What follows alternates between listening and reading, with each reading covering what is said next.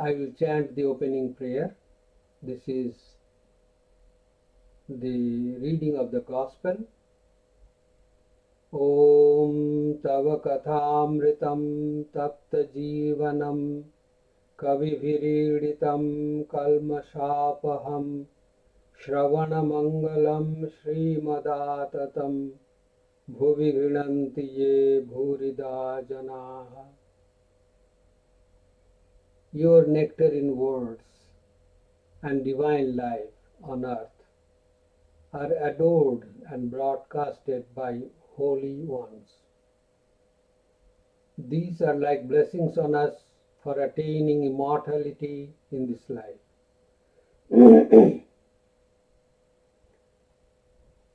We are reading from the Gospel of Sri Ramakrishna. This is our online class number 8 on this holy book. Let me go back to the class last time, means last Wednesday. We saw that a devotee asked Sri Ramakrishna this question: what is the good of holy company? Sri Ramakrishna answered, and he told that it begets, number one, a force that pulls us towards God. Number two, it begets love of God. Nothing whatsoever is achieved in spiritual life without, number three, yearning. So,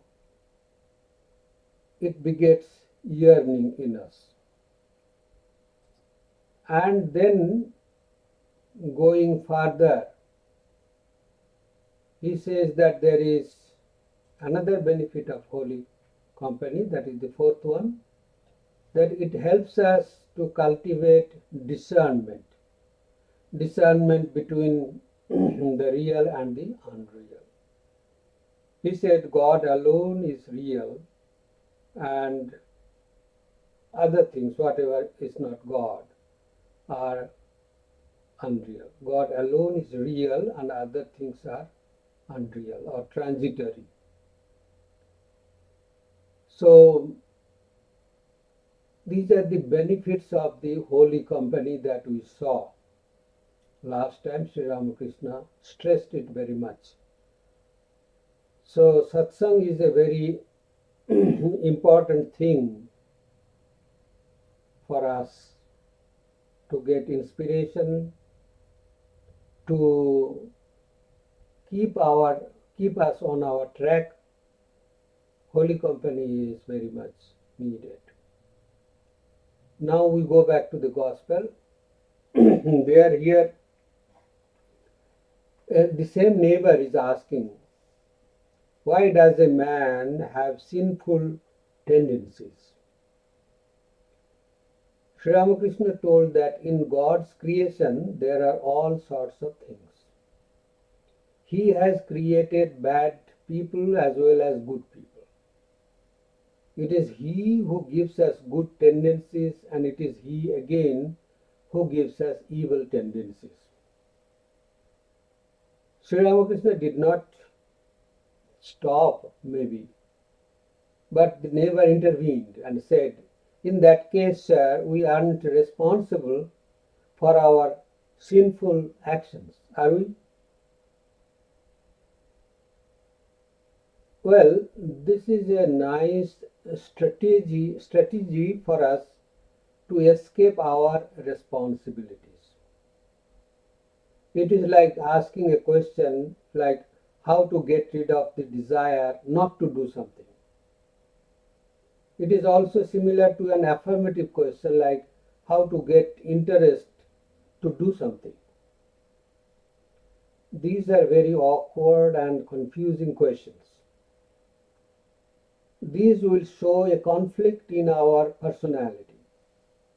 The common answer people try to find is commit sins for the whole week, And on the last day, that is on Sunday, confess your sins before God and repent. Then begin with committing fresh sins from Monday and confess. Thus goes the wheel of self-deception. This is a vicious circle. Once I asked a young doctor, of course jokingly, can you tell me what is the medicine to overcome the desire not to take medicine prescribed by the doctor? You know, there is a tendency like that in us. That is why the doctors advise us to complete the course of medicines, even if you feel that the disease is fully gone. You know why. The young doctor answered, and it is a very Indian type of answer. Oh yes, there is a medicine which I cannot administer upon you. You meaning me. The medicine is, I will catch hold of your ear with one hand and with the raised stick in another, I will command you to take the medicine. These tendencies, as I mentioned, can be termed as unwilling willingness or willing unwillingness. Means a kind of oxymoron, self-contradictory term, like hot ice. The solution is in your hand, in your question. If you ask how to get rid of the desire not to do something, the answer lies in your question. Do something. How to get rid of the desire not to do something? Do something. By that you get rid of the desire. Like suppose you ask how to get rid of the desire not to eat? Eat. That is the only solution and only practical solution. And that is your responsibility. Do not try to find a scapegoat or a Satan to blame and demonize for your sins. Otherwise, there is that medicine, as the young doctor prescribed to me. We think God is that ignorant. But the truth is that even as God has created both good and bad, He has also created both good people and bad people. But to be sure, as even He has created both good people and bad people, He has also created both carrots and sticks, rewards and punishments. And as even He has created both carrots and sticks, rewards and punishments, He has also created people to oversee the use and misuse of His laws, and so on and so forth. The neighbor's question was, in that case, we are not responsible for our sinful actions. The answer is, in that case, you need not even bother about being responsible. He takes care of it with the help of police, court, etc. We will hear Sri Ramakrishna telling these things elaborately in the following discussion. The Gospel reads, "Sins begets its own result. This is God's law. Want to burn your tongue if you chew a chili? So one should be careful about anger, passion, greed, etc." The neighbor asked, why has God created wicked people? Well, it seems there are many wicked people around excepting me. Or that He has created only wicked people and not me. Someone asked me, what is your view about the population growth? I told my view is that I am part of it. We forget that the questioner means we ourselves are included in the problem. Now we will read from the Gospel. Continuing, Sri Ramakrishna said, that is his will, his play. In his Maya, there exists avidya as well as vidya. Avidya means you can directly translate as ignorance, and vidya means knowledge. Darkness is needed too. It reveals all the more the glory of light. There is no doubt that anger, lust, and greed are evils. Why then has God created them? In order to create saints. A man becomes a saint by conquering the senses. Is there anything impossible for a man who has subdued his passions? He can even realize God. Again, see how his whole play of creation is perpetuated through lust. Wicked people are needed too. At one time, the tenants of an estate became unruly. The landlord had to send Golok Chaudhuri, who was a ruffian. He was such a harsh administrator that the tenants trembled at the very mention of his name. There is need of everything. Once Sita said to her husband Rama, Rama, it would be grand if every house in Ayodhya were a mansion. I find many houses old and dilapidated. But my dear, said Rama, if all the houses were beautiful ones, what would the mansions do? Laughter. God has created all kinds of things. He has created good trees and poisonous plants. Among the animals there are good, bad, and all kinds of creatures. Tigers, lions, snakes, and so on. Neighbor. He is asking another question. Sir, is it ever possible to realize God while leading the life of a householder? Sri Ramakrishna. Certainly, yes. But as I said just now, one must live in holy company and pray unceasingly. One should weep for God. When the impurities of the mind are thus washed away, one realizes God. The mind is like a needle covered with mud, and God is like a magnet. The needle cannot be united with the magnet unless it is free from mud. Tears wash away the mud, which is nothing but lust, anger, greed, and other evil tendencies, and the inclination to worldly enjoyments as well.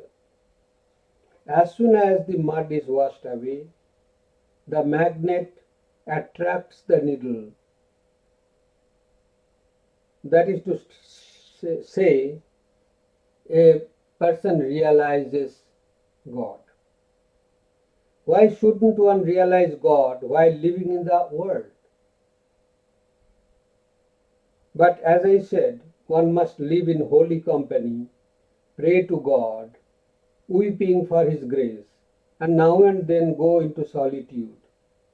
Unless the plants on a footpath are protected at first by fences, they are destroyed by cattle.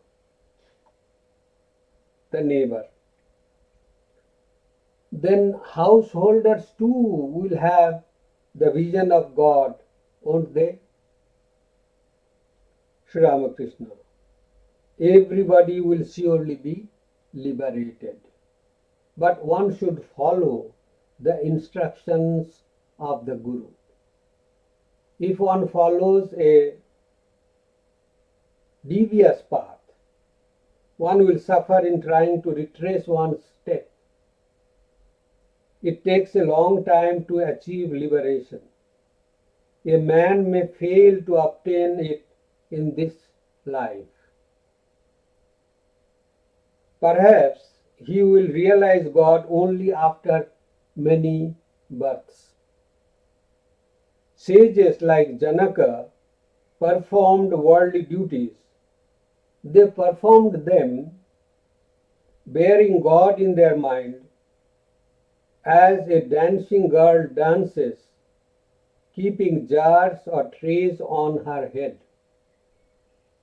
Haven't you seen how the women in northeast India walk, talking and laughing, while carrying water pitchers on their heads?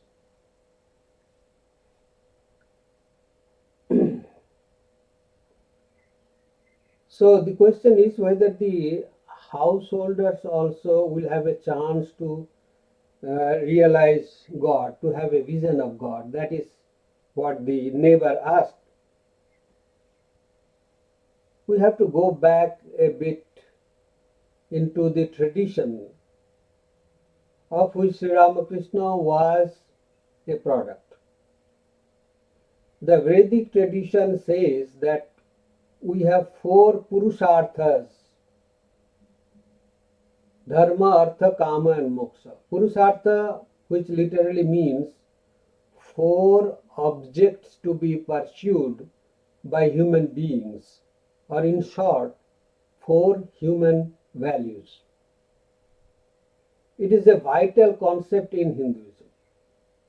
The four purusharthas are: dharma means righteousness or moral values, artha means prosperity or economic values, kama, pleasure, lust, psychological values, and moksha means liberation or spiritual values. The ultimate goal is spiritual liberation. That is what is called moksha. Shankaracharya, in the opening commentary to the Bhagavad Gita, has said that the dharma propagated by the Vedas are indeed two types. Pravritti Lakshana, Nivritti Lakshana, he says, means one is characterized by material prosperity and the other is characterized by renunciation.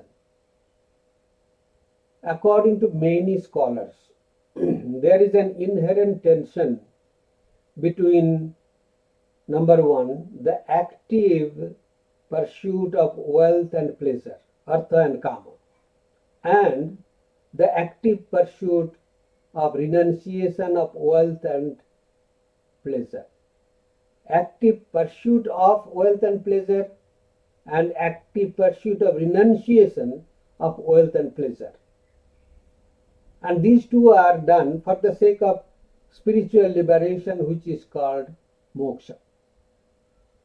So, dharma, artha, kama, moksha, these are the four purusharthas. And in one path that is followed by the householders, all the four have their place. But the other path, which is followed by the renunciates or people who do not live in the household, that has got only two, dharma, and the last one is moksha. The wise tried to ease this pressure and therefore proposed niskama karma as a possible solution to this tension. Nishkama karma includes ingredients from both karma and renunciation or dispassion. There is karma in that, and there is also dispassion. Both are combined. What Shankaracharya says is that the first path through wealth and enjoyment, that is the path of the householders or non-monastics, is the cause of direct material prosperity, and the second one is the cause of direct spiritual liberation. That is direct. That means the first one has been designed to bring about liberation indirectly. The path designed for the householders will bring about the same moksha, liberation, indirectly. Not sakshat, but parokshat, indirectly. If we want to, which is the most welcome phenomenon, that moksha. If we fix the moksha as the ultimate, then artha and kama, desire and wealth, these things will be helpful to bring about that liberation. And the second one is meant for bringing about material prosperity indirectly. This is somewhat difficult to understand. For the monks who have renounced everything, their path may bring material prosperity indirectly, if they want to, which is a treacherous suggestion. The first path has all the four values, as I have said. It has spiritual emancipation as the goal that can be achieved by wading our way through dharma, artha and kama. That is through moral values, economic values and biological urges. And finally, reaching liberation and moksha. The second one has only two. That is the first and last values. It takes care of moksha or liberation through dharma. Now the first one is designed for people who live in the household, those who want to go through all the four purusarthas. And the second one is designed for the renunciates or monks and nuns. It is therefore evident that there are dangers in both the paths. In both the paths there are dangers. Bold commitments are necessary to confront the dangers and then come out victorious. For the first time, that is for the people having all the four purusarthas to navigate through, the danger lies in handling two explosive emotions, greed and lust. These are the most explosive emotions. That is why dharma, or an initial training of upholding moral values both in personal life and in social perspective, should be learnt and respected as the governing force behind both greed and lust. And simultaneously, the goal of moksha or liberation has to be there all through as the guiding passion. Today, the world stands as mute witness to testify for the triumph of these two volatile things, greed and lust, everywhere throughout the world. These are the two main players in our personal and national, international lives. For the second type, that is the renunciates, both formal and informal renunciates, the danger lurks behind the apparent renunciation. Their renunciation will be worth the meaning when they also renounce the indirect call of those two explosive things, indirect call, greed and lust. That is why we see there would be degradation in religious institutions. The natural law is that if you want to get rid of something, that thing does not let you go without paying the price. It continues to try to break through your defense system.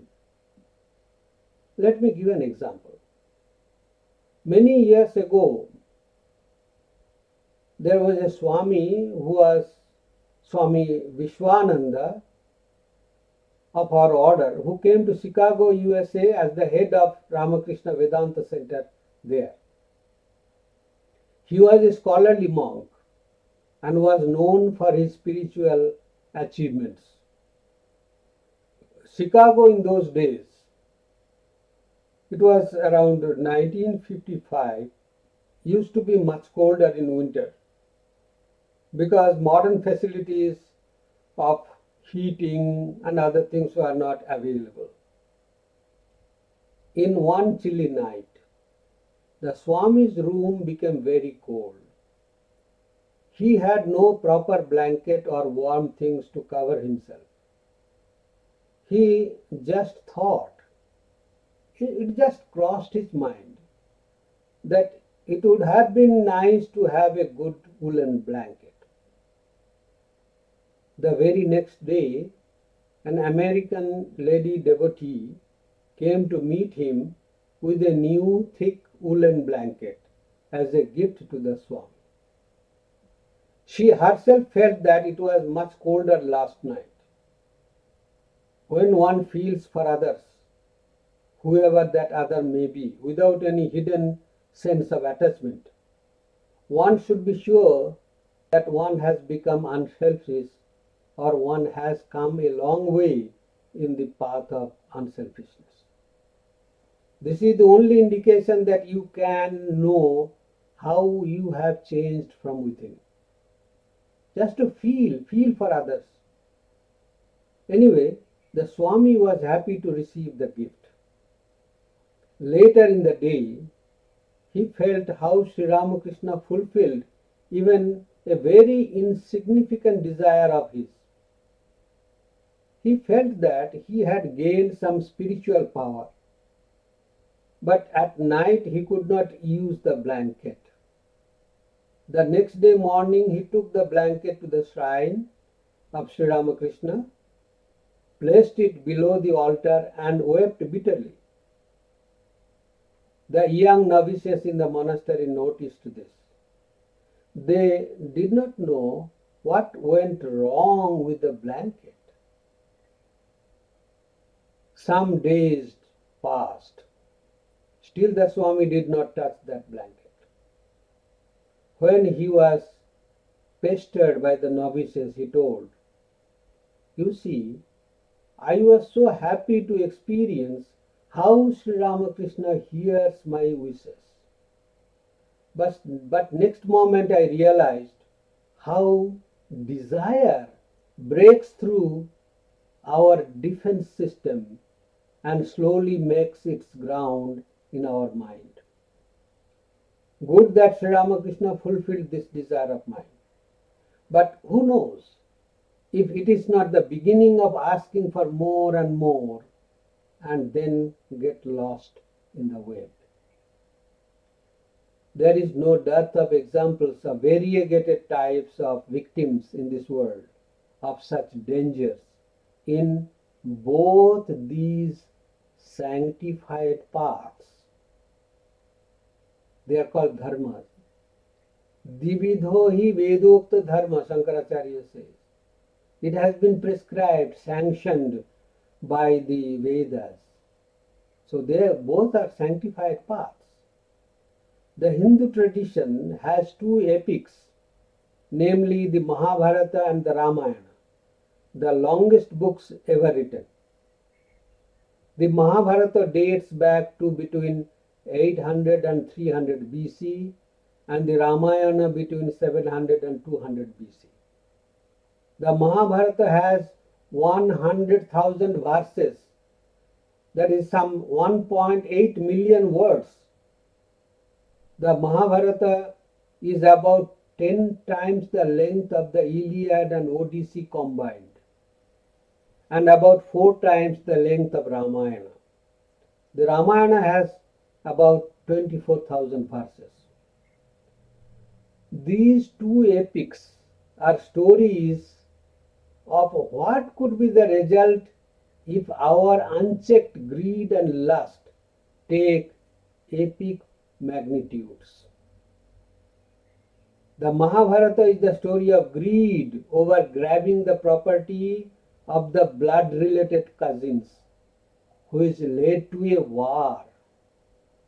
Similarly, the Ramayana is a story of what could be the result if our lust takes an epic proportion. It is the story of the lustful king known as Ravana, who abducted Sita, the wife of Sri Rama, which ultimately led to a war. In today's context, we can say that these two, greed and lust, have taken more than epic proportions because we could not train ourselves in the art of how to use dangerous things, explosive things. Anyway, we return to Sri Ramakrishna and get the assurance that there is equal scope for all living beings to reach God. We need not get scared. Sri Ramakrishna said, everybody will surely be liberated, but one should follow the instructions of the Guru.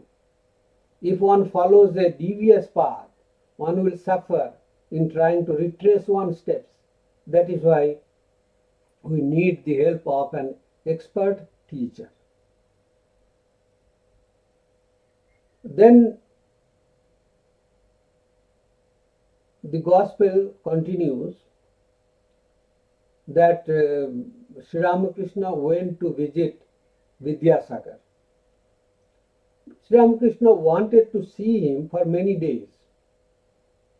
So Sri Ramakrishna tried to fix an engagement or some appointment with Vidyasagar, and then he went to meet him. When he entered the room where Vidyasagar was waiting to receive him, Vidyasagar rose to receive Sri Ramakrishna, and Sri Ramakrishna stood in front of the bench with one hand resting on the table. He gazed at Vidyasagar as if they had known each other before and smiled in an ecstatic mood. Sri Ramakrishna wanted to drink some water. They also brought some sweets, and after taking some sweets, that is the tradition in India. When the guests come, they offer something. That is the tradition everywhere. After taking some of the sweets, Ramakrishna began to speak to Vidyasagar. Meanwhile, the room had become filled with people. Some were standing and others were seated. Sri Ramakrishna said, "Oh, today at last I have come to the ocean. Up till now I have seen only canals, marshes or rivers. But today I am face to face with Sagar or the ocean.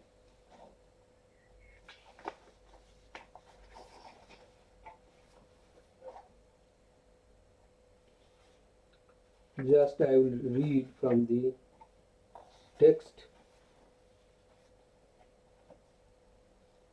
Up till now I have seen only canals, marshes or a river at the most. But today I am face to face with the ocean." All laugh. Vidyasagar smiling, "Then please take some salt water." All laughed. Actually, the real name of Vidyasagar is Ishwar Chandra Bandopadhyay Banerjee. Vidyasagar was a title conferred on him. The title means that he was an ocean of learning, which he truly was. Here the word ocean is used as a pun or wordplay by Vidyasagar.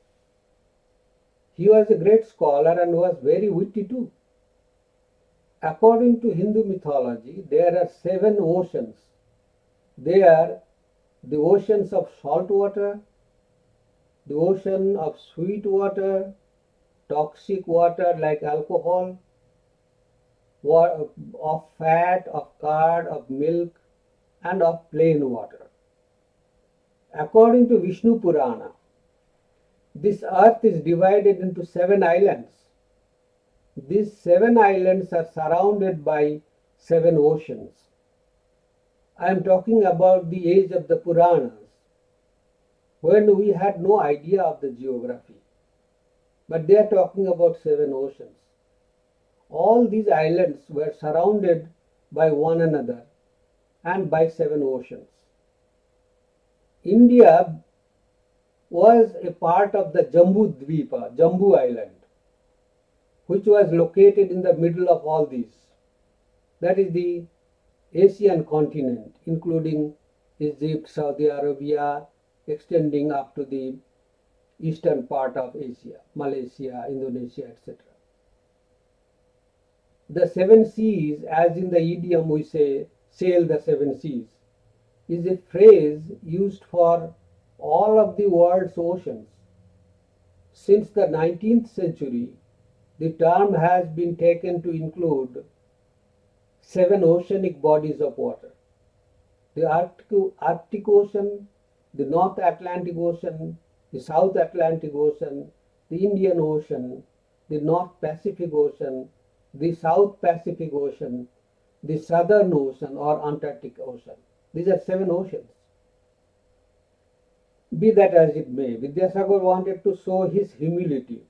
So he preferred to compare himself with saltwater ocean. That is maybe not the very good one.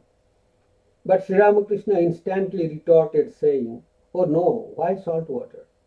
You aren't the ocean of ignorance. You are the ocean of Vidya," means knowledge. "You are the ocean of condensed milk." They all laughed. Then Vidyasagar said, "Well, you may put it that way." Yes, in this way, Sri Ramakrishna told him that he did not undermine Vidyasagar's value by comparing him to an ocean of salt water. So we will read from the Gospel once again. The Pandit became silent. Sri Ramakrishna said, "Your activities are inspired by sattva." Sattva means sattva guna. Guna means, we will discuss it later. Though they are rajasic, they are influenced by sattva. Compassion springs from sattva. Though work for the good of others belong to rajas, yet this rajas has sattva for its basis and is not harmful. Sukha and other sages cherished compassion in their minds to give people religious instruction, to teach them about God. You are distributing food and learning, that is good too. If these activities are done in a selfless spirit, they lead to God. But most people work for fame and name to acquire merit. Their activities are not selfless. Besides, you are already a Siddha. Siddha means a perfected person. And then Sri Ramakrishna was laughing and saying, "Well, when potatoes and other vegetables are well cooked, they become very soft and tender." That is the comparison for Vidyasagar's compassionate heart. Vidyasagar laughed and said, "But when the paste of kalai pulse, that is a kind of pulse, is boiled, it becomes all the harder." Sri Ramakrishna, but you don't belong to that class. Mere Pandits, Pandits means mere theoretical scholars, are like diseased fruit that becomes hard and will not ripen at all. Such fruit has neither the freshness of green fruit nor the flavor of the ripe ones. The book learned are reputed to be wise, but they are attached to worldliness. They are attached to the world of ignorance. Compassion, love of God, and renunciation are the glories of true knowledge. Then the Gospel records Vidyasagar listened to these words in silence. The others too gazed at Sri Ramakrishna and were attentive to every word that he said. Sri Ramakrishna talked about 2 points in the passage that I have just read out to you. Point number 1. There are 3 constituents of the mind called the gunas or forces or qualities. We know about the 3 gunas, sattva, rajas and tamas in Sanskrit. In English, they are written as sattva, raja and tama. Sattva is the force of tranquility. Actually, it is an ultra-active force, superactive force. Swami Vivekananda says that a peaceful person is not that quiet inside. He or she is incessantly active against the counter forces. I will cite his example, the example he gave to illustrate the fact. Suppose you are looking at a dam of huge water body. The dam that holds enormous amount of water is a very strong one. What do you see? The water and the dam both are so calm and peaceful. But there is a underlying fact that there is an uninterrupted struggle between the pressure of the gigantic volume of water and the equal counter pressure of the dam. That is why the water is so calm. That is why the dam also is calm. But they are acting and reacting on each other. The water body, the volume of water, the pressure of water acting on the dam. There is the dynamic energy or the energy of rajas, which produces the balance, which is called sattva. A calm person or a person with the predominance of sattva guna is similarly a person who is able to balance the forces in him or her. So they say, do not disturb a calm person, because if that person is really disturbed, he or she can unleash torrential flow of destructive energy. That is the story of Shiva, one of the divine trinities in the Hindu religion. Shiva or Mahadeva is depicted as the ever-contented divinity. But the fact, he is poised because he has drunk poison. This story of Sati, Shiva's wife, is a lesson for such an eventuality. The mythological story goes like this. When Shiva was disturbed, he was so upset that he performed the cosmic dance called Tandava and was about to unhinge the creation. Let me tell the story in short. Once upon a time, there was a king named Daksha. He had a beautiful daughter named Sati, who loved Shiva and wanted to marry him. On the other hand, Daksha considered himself to be greater than Shiva, so he forbade her. But Shiva and Sati married. The story goes further that Daksha once arranged a ceremony and invited all the gods except Shiva. Sati felt very hurt. She went to meet her father so that he would once again reconsider his decision and invite Shiva. Daksha was displeased and insulted Shiva in his absence in front of everyone. Unable to bear this, Sati committed suicide. This enraged Shiva beyond proportion. He began the Tandava, the dance of destruction. This brought the entire universe to the brink of annihilation. Brahma, another divinity of the Hindu Trinity, appeared and begged Shiva for forgiveness. Shiva stopped the dance. Sati was later reborn as Parvati and once again got married to Shiva. This signifies an eternal union of Shiva Shakti that took the form of this creation, the male and female power. Well, we go back to our discussion on the three forces, Sattva, Rajas and Tamas. The three forces strike different types of balances between them in order to create the resultant force that is needed to respond to stimulus or the inputs both from inside and outside. These balances are like different types of mixtures of these three in different proportions to create the required forces. The consequential force will be known by a name depending on the predominant percentage of one of the three gunas.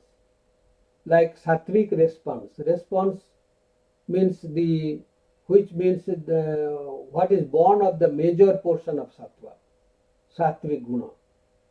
Similar is the calculation about rajasic response or tamasic response. Sattva guna responses are like compassion, knowledge, happiness, purity, love, etc. For detailed discussion on the different types of these gunas and their combinations, one may refer to the 14th chapter of the Gita, which is called the Gunatraya Vibhaga Yoga, or the path of the analysis of the three gunas. And these three gunas have got a big place in the Sankhya philosophy. Well, Sri Ramakrishna praised Vidyasagar for his quality of Sattva guna because he was a compassionate person. That was number one point that was discussed in that passage that I read out.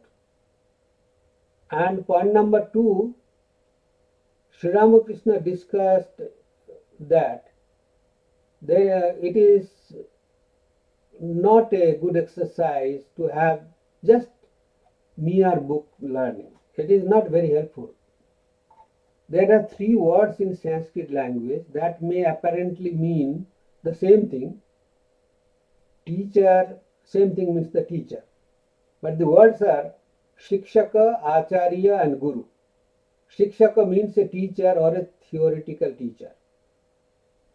Acharya means a practicing teacher, like a yoga teacher, who can perform and show what he or she says or teaches theoretically. And finally, a guru. A guru is one who not only is a combination of both, but something more. A guru is compared with all the three divine trinities, Brahma, Vishnu, Maheshwara. We chant the Guru Stotra, Guru Brahma, Guru Vishnu, Guru Deva, Maheshwara. Actually speaking, our human gurus are like Brahma, like Vishnu, like Shiva. They are not Brahma, Vishnu, Shiva as such. Or Brahma is the Guru, Vishnu is the Guru, Shiva is the Guru. But in what sense our human gurus are like Brahma, Vishnu and Maheshwara? A guru is a creator, maintainer and also a returning place for their disciples. He or she is compared with Brahma, this guru, the divinity who is in charge of the act of creating. Because a guru creates interest in the minds of the disciples, to follow the spiritual path. He or she is compared with Vishnu, the divinity in charge of maintaining the creation, because the guru helps the disciple to maintain that enthusiasm. Even when there are lean periods of our enthusiasm, the guru helps. That is what Sri Ramakrishna says. And then this guru is called Shiva, the divinity in charge of rolling back the creation into its origin, because a guru helps the disciple to overcome obstacles like doubt, etc. in spiritual life. So destroys obstacles, rolls back them. Sri Ramakrishna said, the book learned are reputed to be wise, but they are attached to worldliness. Here he is referring to a shikshaka or a teacher, a theoretical teacher who does not have direct knowledge of what he or she teaches. Actually speaking, he is speaking of a teacher who is ignorant but does not think that he or she is ignorant. That is what Socrates said. The difference between the professors and Socrates is that the professors do not know that they do not know. But Socrates said, I know that I do not know. So that ego was not there. If you do not know, you have to accept that you do not know. Anyway, if such a purely theoretical teacher leads a student in spiritual practices, there will be a bitter ending of all endeavors and misuse of our energy. Only book learning will make a teacher who is like a parrot repeating printed texts. There is a saying in Hindi, Pothi padke toti bhayo. Means mere bookish knowledge makes one a parrot, not a wise person. But if one puts the instructions into practice, then one becomes a pandit or wise person who is endowed with right knowledge. Similarly, the scriptures say, reading many books written by every Tom, Dick and Harry will clutter our intellect and memory. Swami Vivekananda has said, education is not the amount of information that is put into your brain and runs riot there undigested all your life. Therefore, he continued, he said, education must provide life building, man making, and character making assimilation of ideas. Sri Ramakrishna praised Vidyasagar, saying that he, means Vidyasagar, was not a dry scholar. He had compassion in him in full measure. Then the conversation continued.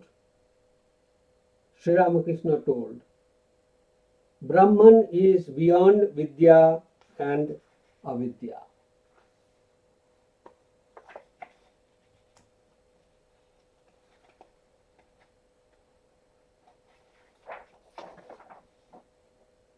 The world consists of the illusory duality of knowledge and ignorance.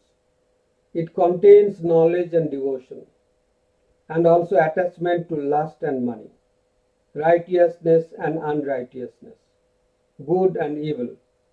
But Brahman is unattached to these good and evil.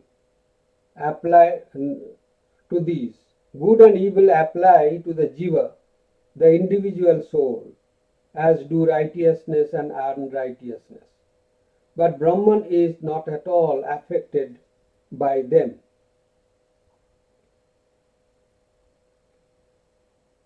One man may read the Bhagavata by the light of a lamp, and another may commit a forgery by that very light, but the lamp is unaffected. The sun sheds its light on the wicked as well as on the virtuous. So this is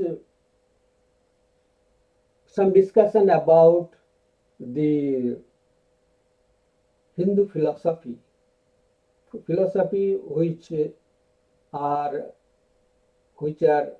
dualistic in nature and non-dualistic in nature.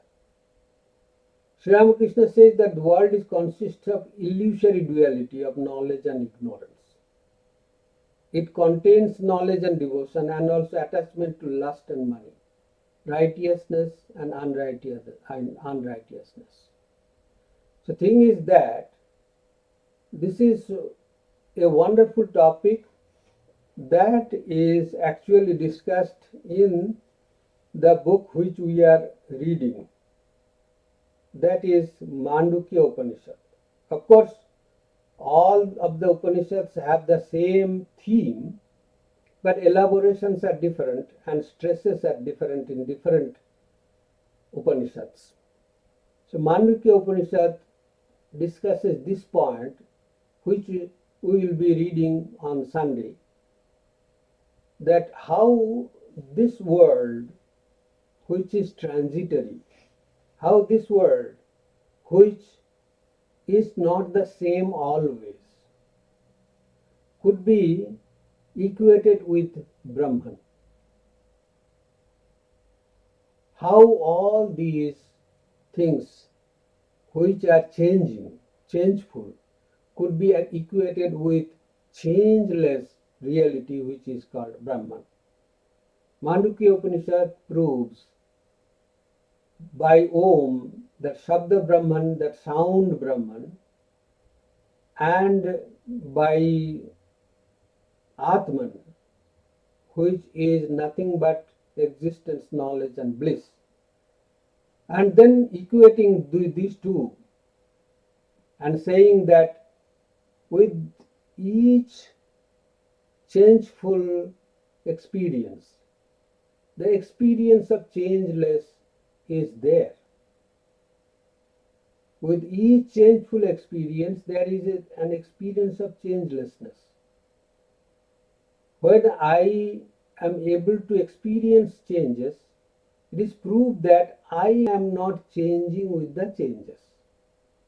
The experiencer cannot change. If the experiencer changes, then the experiencers will lose the location. First thing, lose the time.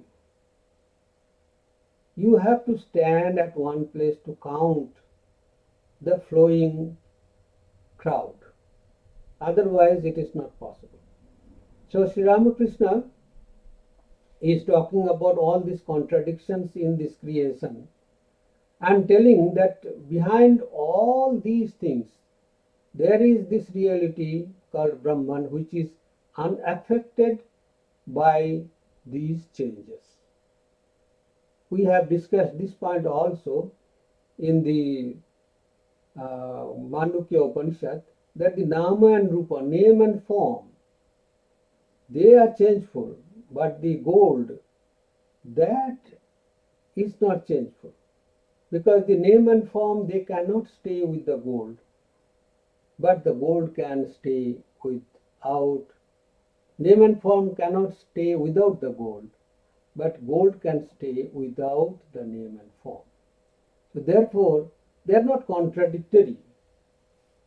Like the example of the rope being seen as a snake, mistaken as a snake. As long as you are seeing the snake, you are seeing the rope, but you are not aware that it was not the snake, but the rope that you are seeing. So this is very technical. This will take some time. We will discuss this next time, but we will try to make it short, because in our Mandukya Upanishad, it will come in a very big way. We will learn a lot about it, but these are all very philosophical things. But Sri Ramakrishna is discussing in such a wonderfully simple way that even a child can understand this. So today we will stop here. Our time is up. We thank you for your participation.